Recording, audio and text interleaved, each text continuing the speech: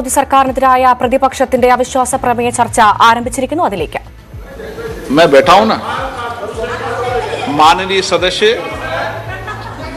कभी भी कोई भी विषय, ये मेरा चेंबर भी सदन है, आप जानते हैं, वरिष्ठ नेता हैं, कभी भी ऐसी टिप्पणी नहीं करना चाहिए जिसका कोई तथ्य और सत्य ना हो। मेरा कहना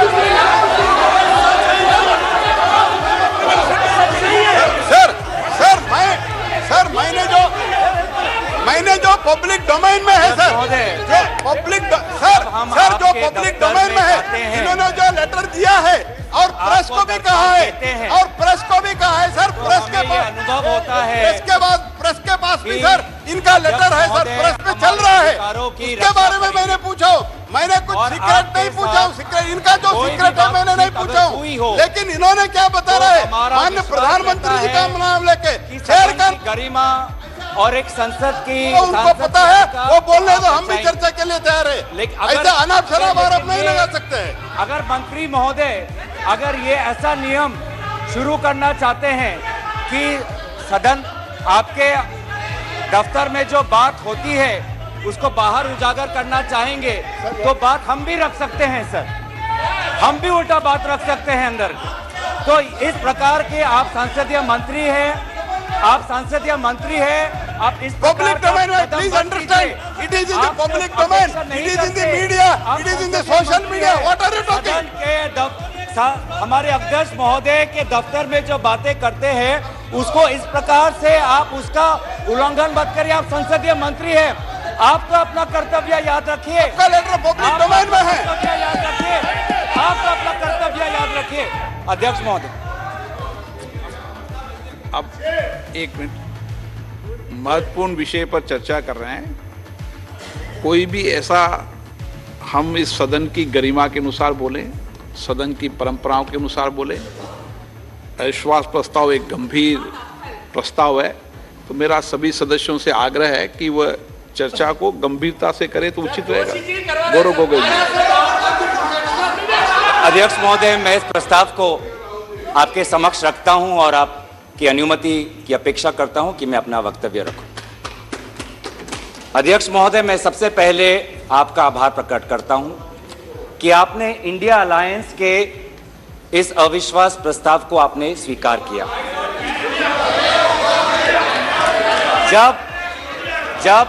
जब आपने पूछा कि इस अविश्वास प्रस्ताव के समर्थन में कौन कौन खड़ा है, तो मैं इस मन से हमारे सारे इंडिया अलायंस दलों के सांसदों को मैं धन्यवाद और आभार प्रकट करता हूं। सर, ये अविश्वास प्रस्ताव हमारी मजबूरी है, ये हमारी मजबूरी है कि हम अविश्वास प्रस्ताव हमें लाना पड़ा, क्योंकि ये बात कभी भी संख्या की नहीं थी, ये बात हमेशा इंसाफ की थी, मणिपुर के इंसाफ के लिए। ആശങ്കയുടെ सर, प्रस्ताव मैंने आपसे अनुमति मांगा, मैं प्रस्ताव आगे करता हूं। ഒരു സാഹചര്യം കഴിഞ്ഞ ദിവസവും ഇതുപോലെ है, मणिपुर के लिए है, इंसाफ है। मैं पढ़ूं महोदय, मैं निम्नलिखित प्रस्ताव पेश करता हूं कि यह सभा मंत्री परिषद में विश्वास का भाव व्यक्त करती है। सर, अध्यक्ष महोदय, यह अविश्वास प्रस्ताव मणिपुर के लिए हम लाए हैं, इंडिया अलायंस, क्योंकि मणिपुर आज इंसाफ मांगता है, मणिपुर का युवा इंसाफ मांगता है, मणिपुर की बेटी इंसाफ मांगती है, मणिपुर के किसान इंसाफ मांगते हैं, मणिपुर के छात्र इंसाफ मांगते हैं। और मार्टिन लूथर किंग ने कहा है, मार्टिन लूथर किंग ने कहा है कि अगर कहीं भी नाइंसाफी हो तो वो हर जगह के लिए इंसाफ का खतरा बन सकता है। Injustice anywhere is a threat to justice everywhere. तो ये जो घटनाएं मणिपुर में हो रही है, इसको ये हम ना समझे कि उत्तर पूर्वांचल के किसी कोने में हो रहा है, ये भारत में हो रहा है सर। अगर मणिपुर जल रहा है तो भारत जल रहा है, अगर मणिपुर में आग लगी है तो भारत में आग लगी है, अगर मणिपुर विभाजित हुआ है तो भारत विभाजित हुआ है। तो आज हम सिर्फ मणिपुर की बात नहीं कर रहे, हम भारत की बात कर रहे हैं। सर, हमारी मांग स्पष्ट थी कि देश के मुखिया होने के नाते प्रधानमंत्री सदन में आए, अपनी बात रखे, अपनी संवेदना प्रकट करे और उस पर सारे पार्टी समर्थन दे और मणिपुर को एक संदेश जाए कि इस दुख की घड़ी में पूरा सदन मणिपुर के साथ है, हम मणिपुर में शांति चाहते हैं। यह हमारी अपेक्षा थी, यह हमारी अपेक्षा थी। लेकिन अफसोस की बात है कि ऐसा नहीं हुआ। प्रधानमंत्री महोदय ने एक मौन व्रत लिया कि सदन में ना लोकसभा में कुछ बोलेंगे ना राज्यसभा में कुछ बोलेंगे, और इसीलिए अध्यक्ष महोदय ये नौबत आनी पड़ी कि हम अविश्वास प्रस्ताव के द्वारा प्रधानमंत्री मोदी जी का मौन व्रत हम तोड़ना चाहते हैं। सर, साफ साफ 3 सवाल है प्रधानमंत्री महोदय से।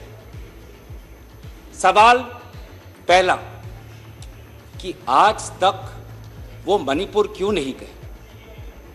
राहुल जी गए, इंडिया अलायंस के विभिन्न पार्टीज गए, गृह मंत्री जी गए, एमओएस होम गए, पर देश के मुखिया होने के नाते प्रधानमंत्री मोदी जी क्यों नहीं गए? यह है सवाल पहला।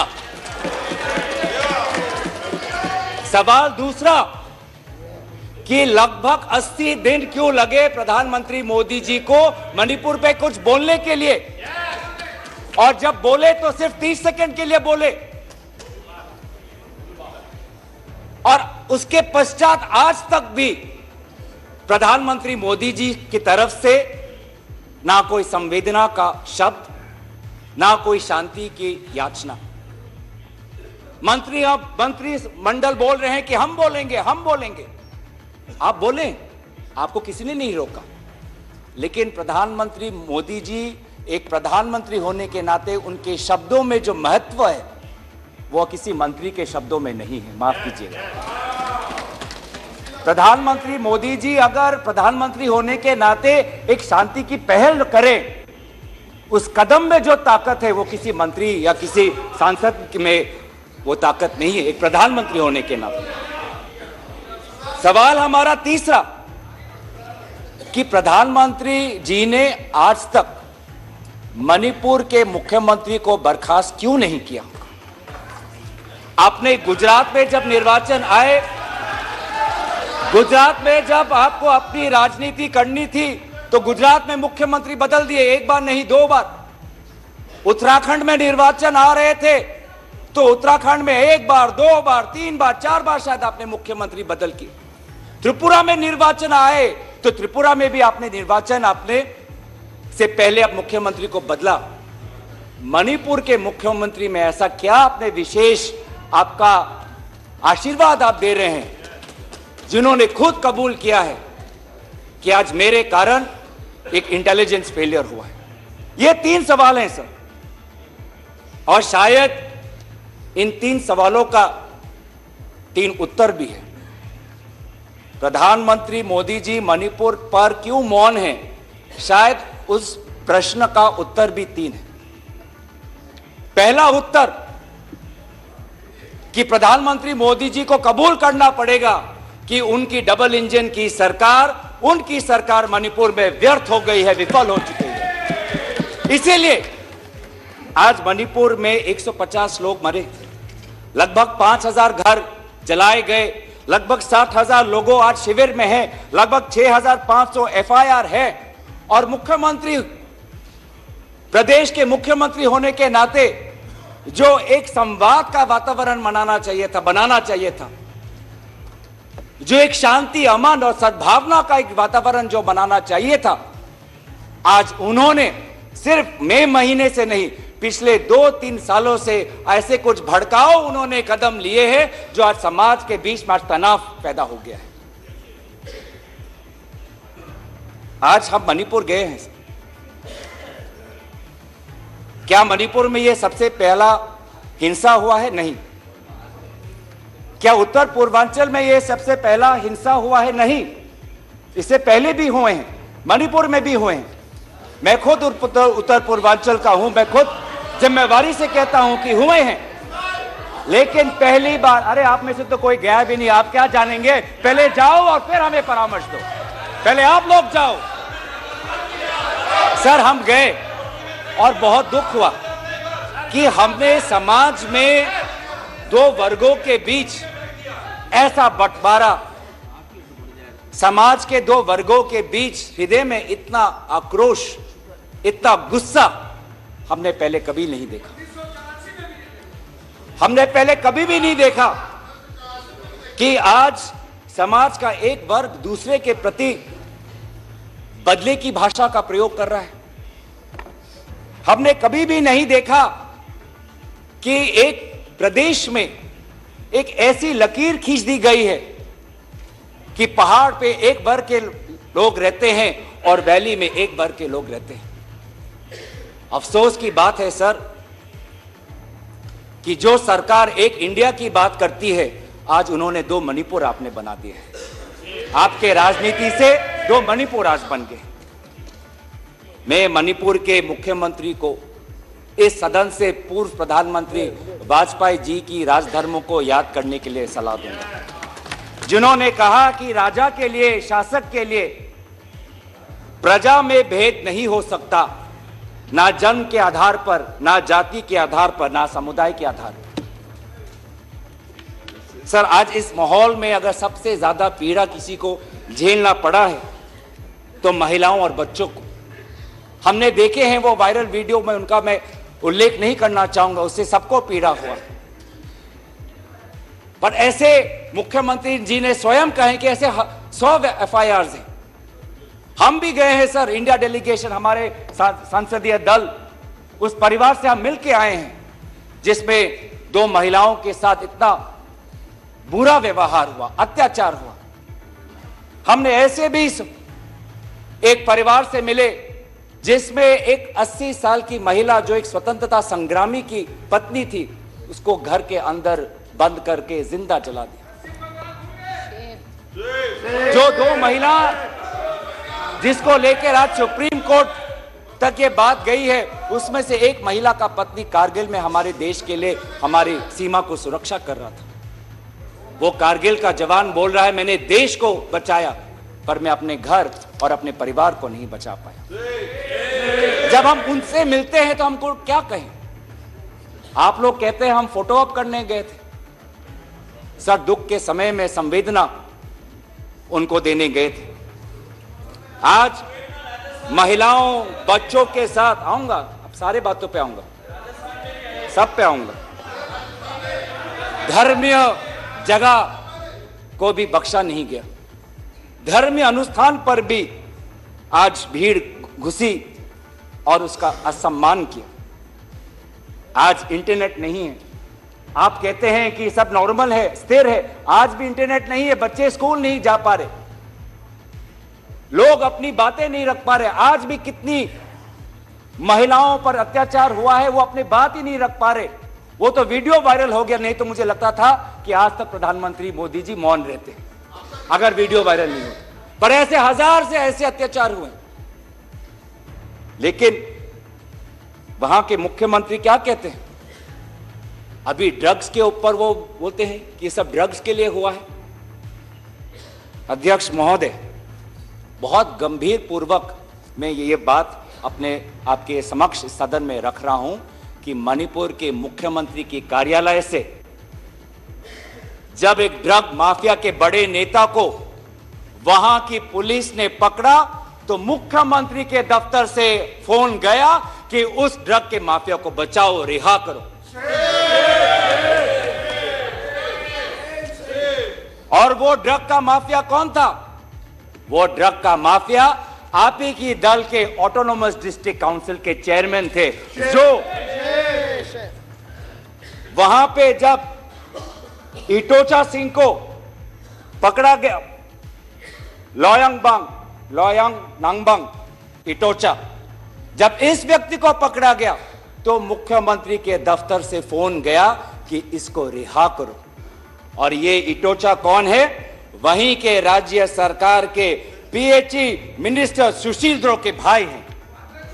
आज इन सरकार राज्य में ड्रग्स की बात करते हैं, ड्रग्स के साथ मुख्यमंत्री महोदय के दफ्तर का ताल्लुकात है।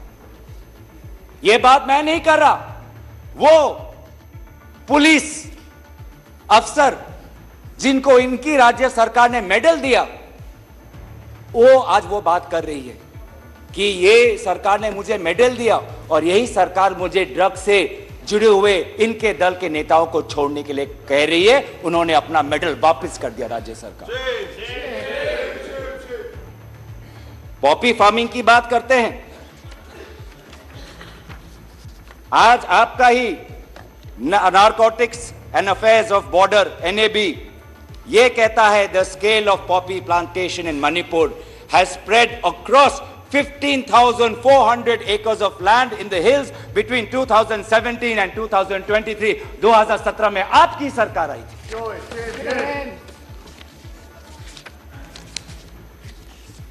आज इंडियन फॉरेस्ट सर्वे रिपोर्ट 2021 में कहता है that within 2 years time the forest area of Manipur has decreased by 248.63 square kilometers। ये आपके सरकार के नजर के सामने वहां के जंगलों को काटा जा रहा है और पॉपी फार्मिंग को बढ़ावा दिया जा रहा है। गृह मंत्री ड्रग्स को लेकर बार बार वक्तव्य देते हैं, लेकिन गृह मंत्री महोदय आपको भी पता है कि पिछले 5-6 सालों में ड्रग्स की यह समस्या कमी नहीं, थमी नहीं, बढ़ती जा रही है। लगभग 2017 में NCRB का डेटा है 1113 केसेस, 2021 में 3611। तो ड्रग्स की समस्या आज बढ़ती जा रही है।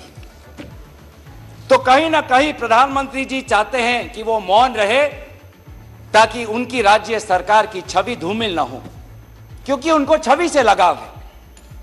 चाहे लोगों पे अत्याचार हो, ड्रग्स की समस्या बड़ी हो, ये उनके लिए महत्व नहीं रखता। पर जैसे कि मैंने कहा कि उनके मौन रहने का कारण 3 है, अभी तो मैंने सिर्फ एक कारण का उजागर किया। और दूसरा कारण यह है, और बहुत मैं सम्मानपूर्वक ये बात कहना चाहता हूं, दूसरा कारण प्रधानमंत्री मोदी जी का मौन रहने का यह है कि आज भारत केंद्र सरकार का गृह विभाग और राष्ट्रीय सुरक्षा सलाहकार आज विफल हुए हैं। क्या हो रहा है मणिपुर में? 5000 से ज्यादा हथियार आज लोगों के हाथों में है। लगभग 35 पुलिस स्टेशंस में भीड़ वहां जाकर वहां से हथियार अपने साथ ले जाते हैं।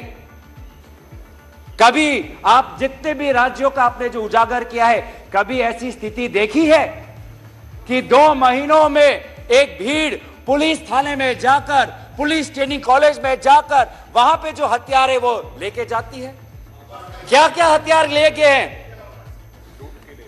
क्या क्या हथियार लूट के ले गए हैं? INSAS rifle, AK-47, light LMG light machine gun, self loading rifle, SMC, motor, grenade, bullet proof jacket, 6 lakh ammunition, 6 lakh गोलियां आज लोगों के बीच में है। कि यह राष्ट्रीय सुरक्षा का मामला नहीं है? कहां है राष्ट्रीय सुरक्षा सलाहकार? ये जो बंदूक है, ये जो गोलियां हैं, किस पर चलाएंगे? ये गोलियां हमारे भारतीय सेना के नौजवानों पे चलाएंगे। ये गोलियां मणिपुर के पुलिस पर चलाए जाएंगे। ये गोलियां मणिपुर के निहत्थे लोगों पर बरसाए जाएंगे। क्या क्या आपने आज ये जो हथियार है सिर्फ मणिपुर तक सीमित नहीं रहेंगे सर। लगभग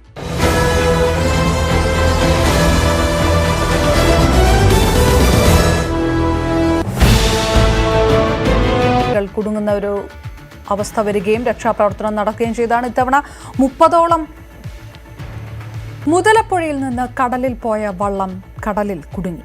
19 നോട്ടിക്കൽ മൈൽ ദൂരെയാണ് കുടുങ്ങിക്കിടക്കുന്നത്. 30 മത്സ്യത്തൊഴിലാളികൾ വള്ളത്തിലുണ്ട്.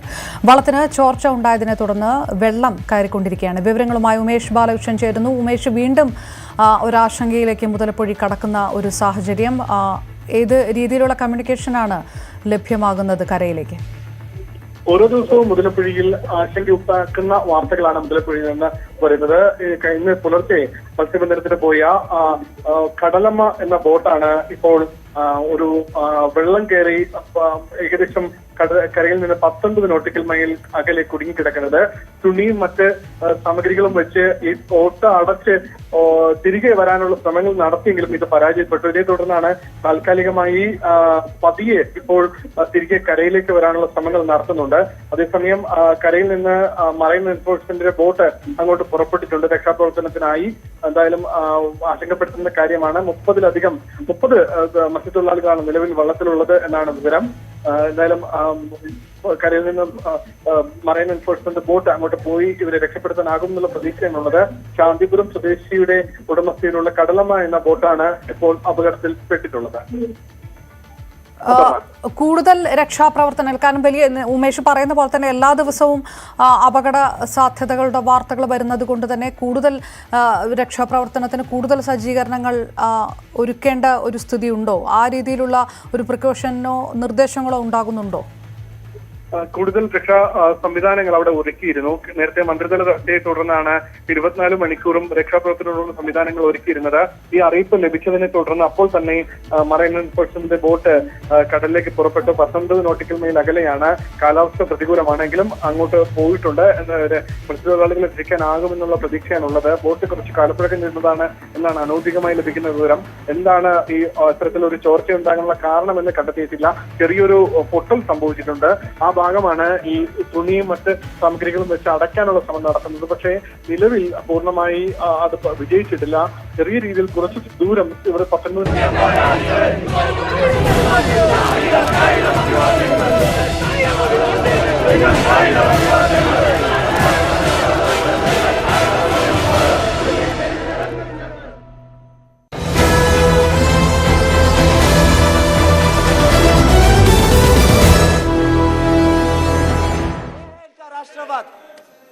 ये है इनका राष्ट्रवाद, जो राष्ट्रवाद देश की अखंडता को आज सत्य के दांव पे आज भूल चुका है। ये राष्ट्रवाद है कि जो आज देश की अखंडता के साथ खिलवाड़ कर रहा है। आज उत्तर पूर्वांचल में आपके बड़े बड़े जो भी बातें हैं सारे अभी तक नाकाम रहे। एनआरसी की बात करते हैं, आज तक एनआरसी असम में लागू नहीं हुआ। सीएए की बात करते हैं, ऐसा एक माहौल वहां पे हुआ कि पूर्व जापान के प्रधानमंत्री असम नहीं जा पाए। नागा पीस फ्रेमवर्क 8 साल हो गए, अभी तक हमने नहीं देखा कि ये नागा पीस फ्रेमवर्क में हुआ क्या है। गृह मंत्री आज नागा विधायक से अलग से मिलते हैं, मणिपुर के से आए हुए कुकी विधायक से अलग से मिलते हैं। क्यों नहीं आप सबको एक साथ मिलकर बुलाएं और शांति की अपेक्षा करें? ये अलग अलग मीटिंग क्यों? ऐसे उत्तर पूर्वांचल की समस्या नहीं सुलझेगी कि अगर आप समाज, जाति, धर्म के आधार पर बंटवारा करें। आपको साथ में लेना पड़ेगा। पहली बार हम ये देख रहे हैं कि 2 उत्तर पूर्वांचल के राज्य असम और मिजोरम के पुलिस अफसर एक दूसरे पे गोली चला रहे। ये आपकी राष्ट्रीय सुरक्षा की नीति है। इसी बात का उजागर राहुल गांधी जी ने इस सदन में किया था जब उन्होंने आपको चेतावनी दी थी कि आप उत्तर पूर्वांचल के साथ खिलवाड़ कर रहे हो। उत्तर पूर्वांचल हमारे देश का हिस्सा है, इन्होंने कहा था। आज जो तीसरा कारण मैं आना चाहता हूं, जिसके कारण प्रधानमंत्री मोदी जी मौन है। पहला, उनकी राज्य सरकार विफल थी। दूसरा, उनका गृह विभाग और राष्ट्रीय सुरक्षा सलाहकार विफल रहे। और तीसरा, प्रधानमंत्री मोदी जी के मौन रहने का कि वो अपनी भूल कबूल करना नहीं चाहते। अगर वो बोले तो कि उनकी चूक हुई है राज्य सरकार से, तो ये भूल वो कभी जनता के सामने कबूल नहीं करना चाहते। मौन रहना पसंद करते हैं। और ये पहली बार नहीं हुआ है। ये पहली बार नहीं हुआ है जब भारत के स्वर्ण पदक लाने वाले कुश्ती के महिला खिलाड़ी जब सड़क पे जब विरोध कर रहे थे तो प्रधानमंत्री मौन थे। जब 750 किसान आंदोलन पे उनकी जीवन गई, बलिदान दिया, शहीद हुए तो प्रधानमंत्री मौन थे। जब 2020 में दिल्ली में रायट्स हुए, दंगे हुए, पर विदेश के एक सरकार के नेता आए थे, उस समय भी प्रधानमंत्री मौन थे। जब अडानी पर इसी सदन में राहुल गांधी जी ने प्रधानमंत्री मोदी जी से सवाल किया कि कितने बार अडानी जी एक विशेष कंपनी को प्रधानमंत्री के साथ जाने पर उनको सुविधा हुआ, तो प्रधानमंत्री मोदी जी मौन थे। जब हम बार बार पूछते हैं,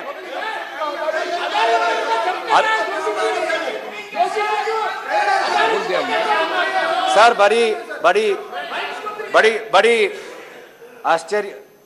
आश्चर्य की बात है कि सर कि अभी तक मैंने प्रधानमंत्री का नाम लिया, अभी तक मैंने मुख्यमंत्री का नाम लिया, अभी तक मैंने गृह मंत्री का नाम लिया, अभी तक इनकी तरफ से विरोध नहीं आया, लेकिन जब एक विशेष कंपनी के मालिक का नाम लिया तो ये सारे मंत्री और सांसद खड़े हो गए।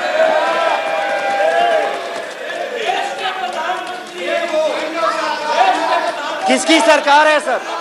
ये किसकी सरकार है? जब चीन पर हमने सवाल किया, चीन पर आप पूछे, मैं चीन पर आता हूं, जब चीन पर हमने सवाल किया कि चीन हमारे सीमा के अंदर कितने किलोमीटर पर है, तो प्रधानमंत्री मोदी जी मौन रहे।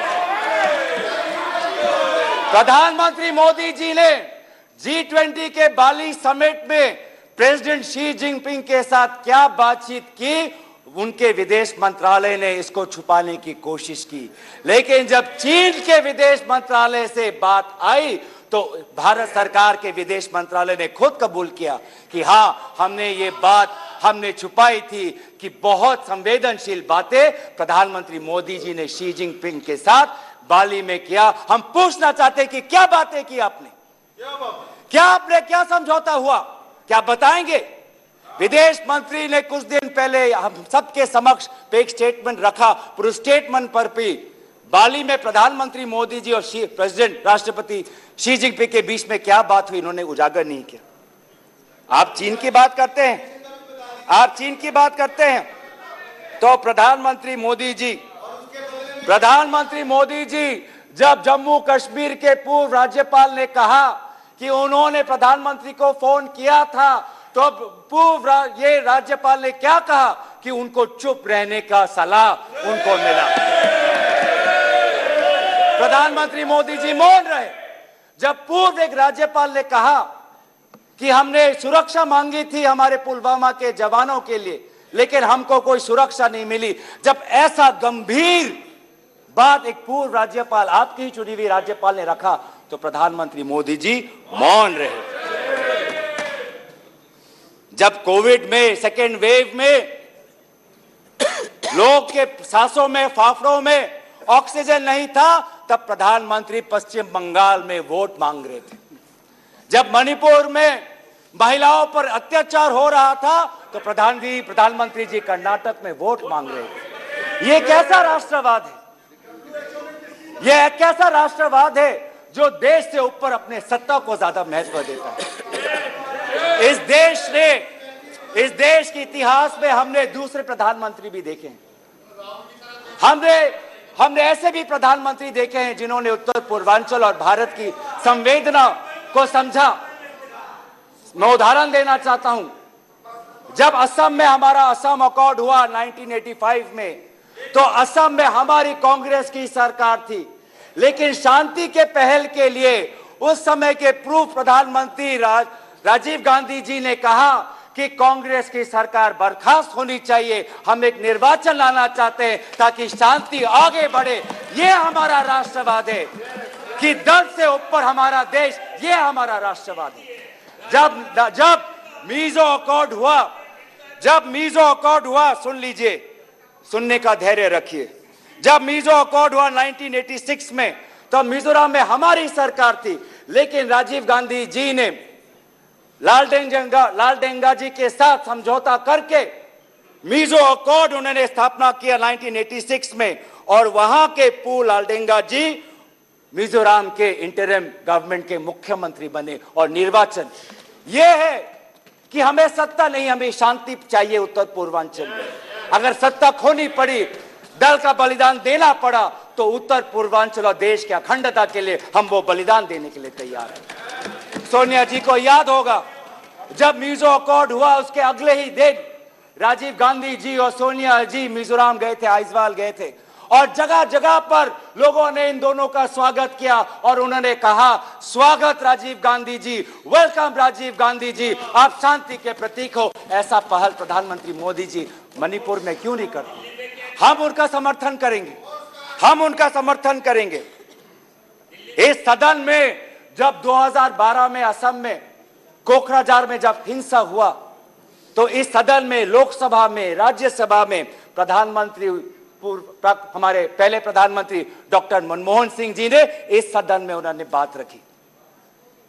जब कोकराझार में जब हिंसा हुआ, तो उसके 7 दिन बाद प्रधानमंत्री मनमोहन सिंह जी वहां पर गए और उन्होंने कहा, क्या कहा?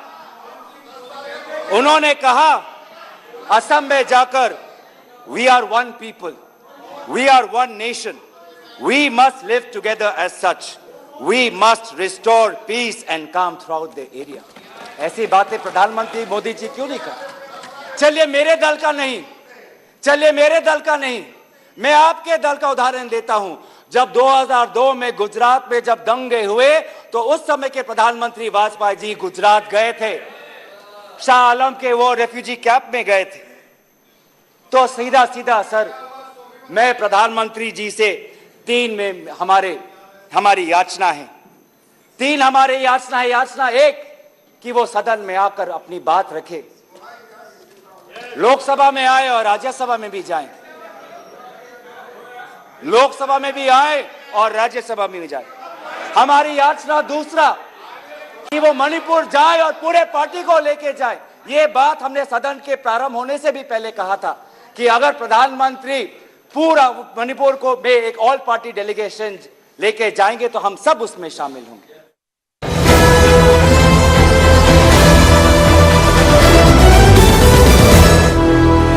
67+ crore viewer. കുറച്ചു ദൂരം കരയിലേക്ക് തിരികെ വന്നെങ്കിലും വീണ്ടും ഈ ചോർച്ച കൂടിയിട്ടുണ്ട്. അതാണ് ആശങ്കപ്പെടുത്തുന്നത്. എന്തായാലും താൽക്കാലികമായി ഉമേഷ്, കടലിലുള്ളവരുമായിട്ട് ബന്ധപ്പെടാൻ കഴിഞ്ഞിട്ടുണ്ടോ? കരയിൽ ആ ഒരു കമ്മ്യൂണിക്കേഷൻ നടക്കുന്നുണ്ടോ? ഒപ്പം മത്സ്യത്തൊഴിലാളികളുടെ കുടുംബങ്ങളുടെ സഭയുടെ അടക്കമുള്ള പ്രതികരണങ്ങൾ എന്തെങ്കിലും വരുന്നുണ്ടോ? പ്രത്യേകിച്ച് 30ഓളം മത്സ്യത്തൊഴിലാളികൾ കുടുങ്ങിക്കിടക്കുന്ന ഒരു സാഹചര്യമായതുകൊണ്ട്. അത്തരത്തിൽ മത്സ്യത്തൊഴിലാളികളുടെ കുടുംബങ്ങളുടെ പ്രതികരണമൊന്നും വന്നിട്ടില്ല. മത്സ്യത്തൊഴിലാളികളുമായി കരയിലുള്ളവർ ബന്ധപ്പെട്ടു. അങ്ങനെയാണ് അവരുടെ ആശയവിനിമയത്തിന്റെ അടിസ്ഥാനത്തിലാണ് ഇത്തരത്തിൽ ബോട്ട് അപകടാവസ്ഥയിലേക്ക് നീങ്ങുന്നു എന്നുള്ള വിവരം ലഭിച്ചത്. എന്തായാലും 30 പേരുണ്ട്. മത്സ്യത്തൊഴിലാളികൾ ചെറിയ രീതിയിൽ പരിഭ്രാന്തരാണ്. കാരണം ബോട്ട് അവരുടെ ഉപജീവന മാർഗമാണ്. ബോട്ട് മുങ്ങിയാൽ വലിയ രീതിയിലുള്ള അപകട സാധ്യതയുമുണ്ട്. 2 സാഹചര്യങ്ങൾ. എന്തായാലും അതിന് മുൻപ് തന്നെ കരയിൽ മറൈൻ എൻഫോഴ്സ്മെന്റ് ബോട്ട് അവിടെ എത്തുമെന്നുള്ള പ്രതീക്ഷ കരയിലുള്ളവരും അതുമായി അധികൃതരും പങ്കുവയ്ക്കുന്നുണ്ട്. ഉമേഷ് ബാലകൃഷ്ണൻ, ഏതായാലും പ്രതീക്ഷയോടുകൂടിയാണ് കര കാത്തിരിക്കുന്നത്. കൃത്യമായ രീതിയിലുള്ള രക്ഷാപ്രവർത്തനങ്ങൾ സജ്ജീകരിച്ചിട്ടുണ്ട് എന്നുകൂടി ഉമേഷ് ബാലകൃഷ്ണൻ പറയുന്നു. മുതലപ്പുഴയിൽ നിന്ന് പോയ വള്ളം കടലിൽ കുടുങ്ങിയിരിക്കുന്നത് 19 നോട്ടിക്കൽ മൈൽ അകലെയാണ്. 30ഓളം തൊഴിലാളികളുണ്ട്, മത്സ്യത്തൊഴിലാളികളുണ്ട് എന്നുള്ള വിവരമാണ് ലഭ്യമാകുന്നത്. വള്ളത്തിന് ചോർച്ചയുണ്ട് എന്നുള്ള വിവരം കൂടി വരുമ്പോൾ ഉമേഷിലേക്ക് ഒരിക്കൽ കൂടി. ഉമേഷ്, ഇതിനകത്ത് ഏത് സമയത്തിനുള്ളിൽ രക്ഷാപ്രവർത്തനം പൂർണ്ണമാക്കാൻ സാധിക്കും എന്നുള്ള ഏകദേശം ഒരു ധാരണയുണ്ടോ സംഘങ്ങൾക്ക്?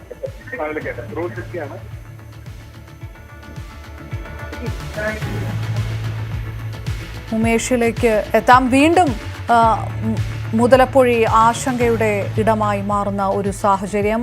കഴിഞ്ഞ ദിവസവും ഇതുപോലെ മത്സ്യത്തൊഴിലാളികൾ കുടുങ്ങുന്ന ഒരു അവസ്ഥ വരികയും രക്ഷാപ്രവർത്തനം നടക്കുകയും ചെയ്താണ്. ഇത്തവണ 30ഓളം മുതലപ്പുഴയിൽ നിന്ന് കടലിൽ പോയ വള്ളം കടലിൽ കുടുങ്ങി.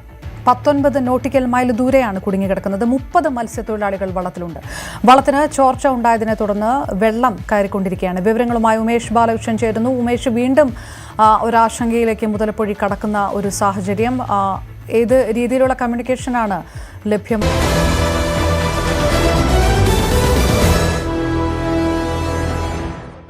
संघी इंडस्ट्री इंडस्ट्रीज को खरीदना चाहता है तो जून में ही श्री सीमेंट पर आईटी का डिपार्टमेंट का रेड होता है और जुलाई 2023 में श्री सीमेंट एक्विजिशन से बाहर निकलता है और अगस्त में अडानी का अंबुजा सीमेंट संघवी इंडस्ट्री को ये इकोनॉमी बना रहे हैं। ऐसा इकोनॉमी आप बनाएंगे?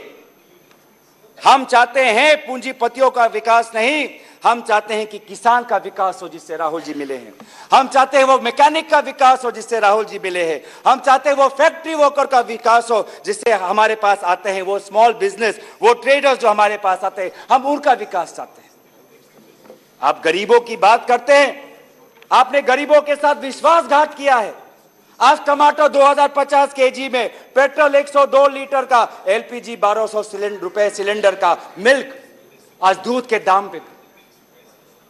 आपको इकोनॉमी की बात करते हैं, लार्जेस्ट फास्टेस्ट ग्रोइंग इकोनॉमी की बात करते हैं, जाइए ये भाषा उस आजाद मंडी के उस आदमी के सामने वो रखिए जिसके आंसू आज पूरे देश ने देखा है, जो कहता है रो रो के कि मेरे पास पैसा नहीं है।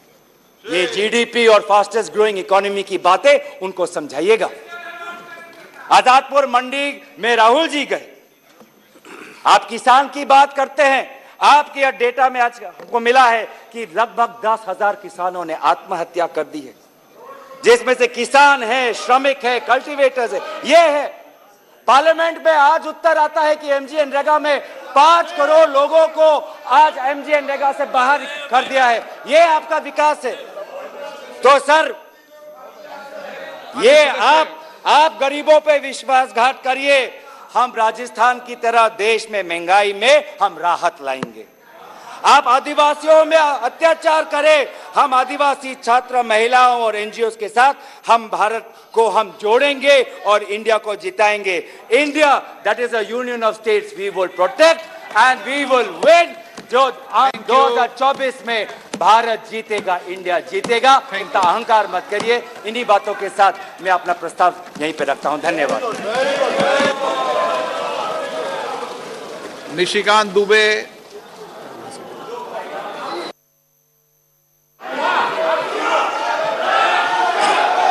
सर आपकी इजाजत हो तो मैं यहां से बोलना चाहता हूं सर।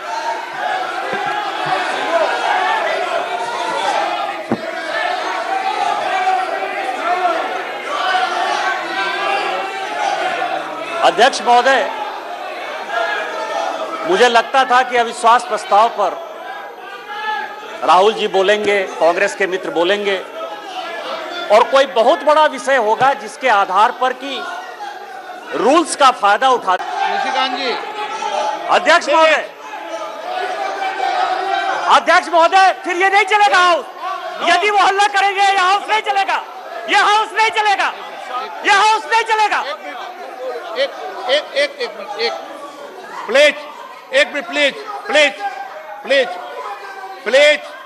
प्लीज आपको मैंने अलाउ नहीं किया है, प्लीज। मान्य सदस्यगण, ये महत्वपूर्ण डिबेट है और महत्वपूर्ण डिबेट में आपके मान्य सदस्य ने पूरी बात कही है, सबने पूरी ध्यानपूर्वक सुनी है।